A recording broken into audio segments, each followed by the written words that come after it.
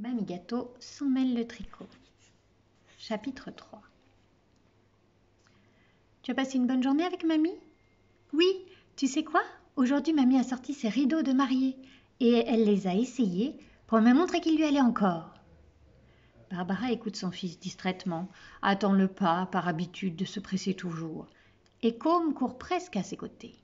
Et puis, elle a si mal à la tête. Le vacarme toute la journée à l'usine, pourvu qu'il reste des cachets d'aspirine à la maison.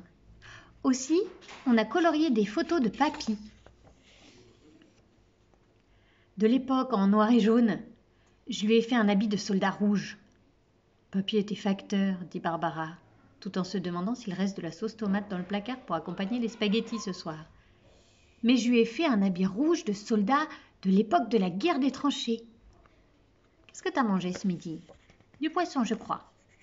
Quoi comme poisson? Du poulet, répond Côme. Barbara sourit. Elle en oublierait presque sa migraine un instant.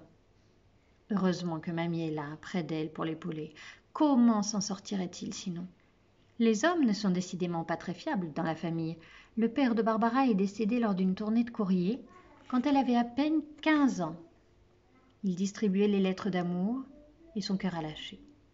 Son petit frère, Barnabé, est parti vivre loin, à l'étranger. Et son amoureux, le papa de Côme, les a quittés dès l'annonce de la grossesse. Depuis, mamie Madeleine est toujours là, fidèle, nourrice qui ne compte pas ses heures. S'il fallait rémunérer une baby-sitter, travailler autant que le fait Barbara ne servirait à rien. Elle ne pourrait pas mettre de côté chaque mois l'argent qui financera un jour les études de Côme. Chapitre 4. Côme, tu te souviens que ce soir tu dors chez mamie? Demande Barbara. Mais pourquoi? On est samedi. Je vais travailler au bar, avec Tom. Il a besoin d'aide. Je peux venir avec toi, j'ai pas trop envie d'aller chez mamie. Pourquoi? S'étonne Barbara. J'en ai marre qu'elle m'appelle bébé. Je suis pas un bébé. Je ne suis pas son bébé. Barbara soupire. Elle boit une gorgée de café. À la table du petit déjeuner, une mouche vient se poser sur le rebord du pot de confiture de mirabelle que mamie leur a donné. Oh, un oiseau! Soudain, Barbara sent monter en elle une violente colère.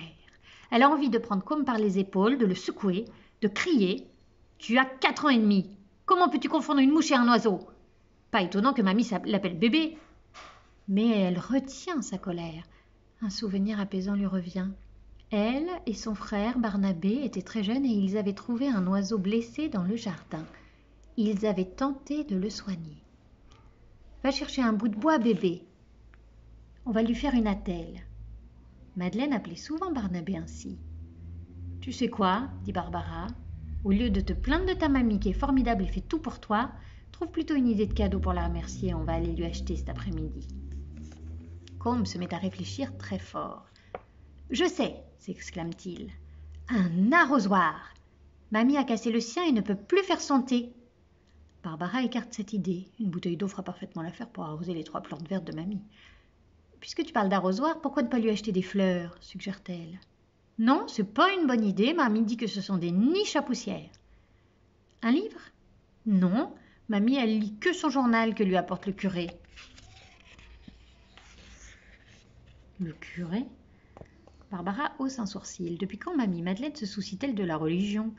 Décidément, vieillard ne lui réussit pas. « Oh, j'ai trouvé !» lance Côme. « Mamie dit tout le temps qu'elle perd le temps. » Barbara sourit. « Tu penses à une pendule ?»« Mais non !» s'énerve Côme, comme si sa maman était lente et ne comprenait rien. « Une horloge !»